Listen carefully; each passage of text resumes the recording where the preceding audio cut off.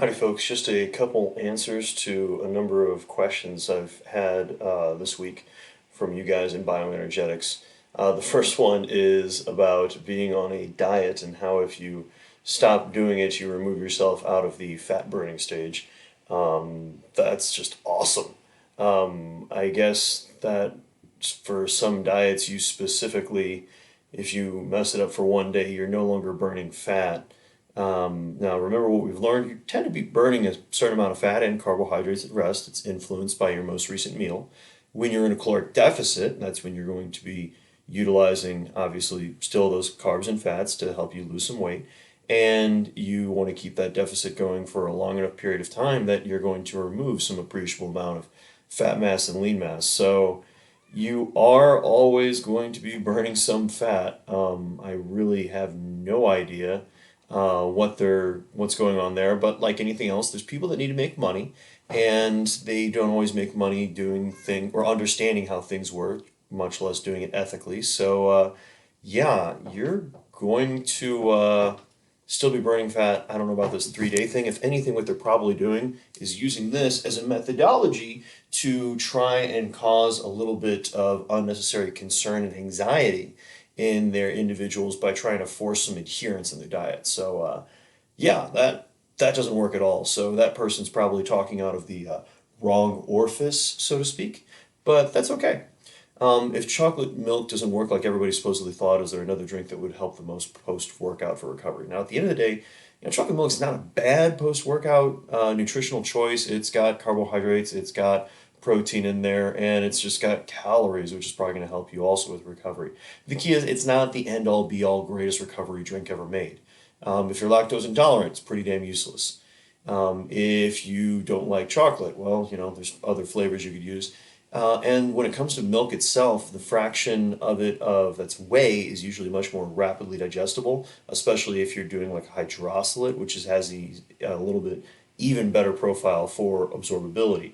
And when it comes to lactose, I mean, once again, you can have lactose intolerance. You can have some issues there with flatulence and otherwise, which is probably not going to help you with getting jacked, much less keeping people nearby you. Instead, you could use another carbohydrate source like a maltodextrin. Obviously, you see more exotic versions like waxy maize starch, a highly branched cyclodextrin, and other options that are going to be a little bit more rapidly digestible. So it's not that we just need to throw it in the garbage, just understanding it's not that great.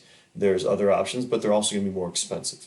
So you could also just do plain milk. You could also just, do a can of tuna fish and a banana.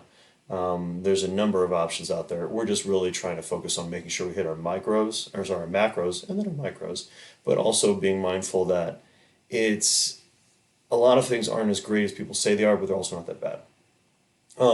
Why the FDA approved pro-hormones if there is more effective side effects? They didn't really approve it.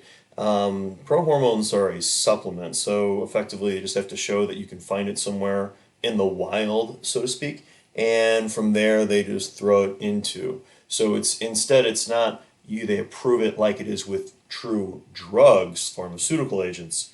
Instead, they have to show that it's not safe and otherwise. So it's kind of a flipped causality. So that's why the more recent pro-hormones that you see out there on the market that are still not considered illegal, and some of them are, they're just kind of that cat and mouse game of hunting those people down because it turns out there's not a lot of government money going into enforcement in those areas. So yeah, just don't do them. They're bad for you. What type of physiological changes would you see if the human body's normal temperature was a little bit elevated? Well, if your temperature is a little bit elevated, you're going to be burning a little bit more calories in order to keep that body temperature at that level. And then that's going to then depend on the temperature of the room you're in. If the room you happen to spend most of the time in is colder than your own body, and specifically a lot colder, that's going to actually help you burn a couple more calories at rest. And if you do that cumulatively for, let's say, about, probably 10 years, it's probably going to net you, if everything else is held in perfect balance compared to that perfect twin of yourself that has a 1 degree lower body temperature, you're probably going to maybe net yourself a total like be 2 pounds lighter. So it is going to help you burn a little bit more calories, but it's not going to be anything with like a massive order of magnitude. So Thanks for listening, guys. Stay safe out there. Have a great day.